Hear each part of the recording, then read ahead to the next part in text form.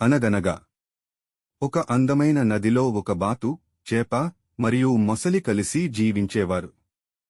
వాళ్ళు రోజూ తమ తమ గర్వంతో ఆడుకోవడం అనుభవించేవారు. ఒకరోజు వారు ఎవరు తెలివైనవారు అని వాదన ప్రారంభించారు. బాతు తన వేగం గొప్పదని, చేప తన ఈత సామర్థ్యాన్ని, మొసలి తన బలం గురించి చెప్పింది. వివాదాన్ని చూస్తూ ఒక జ్ఞానవంతమైన తాబేలు బయటకు వచ్చి, మీరు మీ తెలివితేటలను పరీక్షించుకోవాలనే ఒక పోటీ నిర్వహిద్దాం అని చెప్పింది. తాబేలు నదికి అడ్డంగా ఒక కాంతివంతమైన రాయి ఉంచి, మీ అందరికీ మీ సాధారణ నైపుణ్యాలు ఉపయోగించకుండా ఈ రాయి తీసుకురండి అని చెప్పింది. బాతు నదీ తీరంలో నడుస్తూ రాయి తీసుకురావడానికి ప్రయత్నించింది, కాని బురదలో చిక్కుకుపోయింది.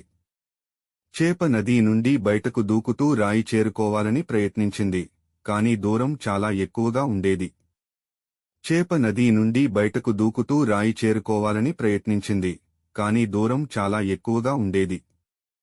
మొసలి తన బలాన్ని ఉపయోగించి చెట్లను విరగదీస్తూ వెళ్ళింది, కాని చివరికి పైరాలలో చిక్కుకుంది. తాబేలు వాళ్లకు బుద్ధి చెప్తూ, మీరు కలిసి పనిచేస్తే విజయం సాధించవచ్చు అని చెప్పింది.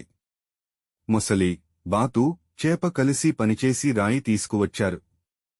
రాయి తెచ్చిన తర్వాత వారు తమ సహకారంతో సాధించిన విజయాన్ని గుర్తించారు.